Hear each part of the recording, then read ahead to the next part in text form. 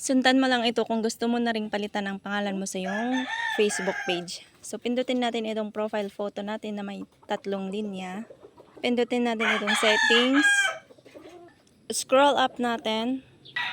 Tap natin itong page setup. Then, tap natin itong view. Then, pindutin natin itong name natin na nandito sa box. I-delete po natin o i-back natin para ma-erase. Then, ilagay na natin yung ipapalit nating pangalan. Then, kapag okay na, tap na natin itong review change.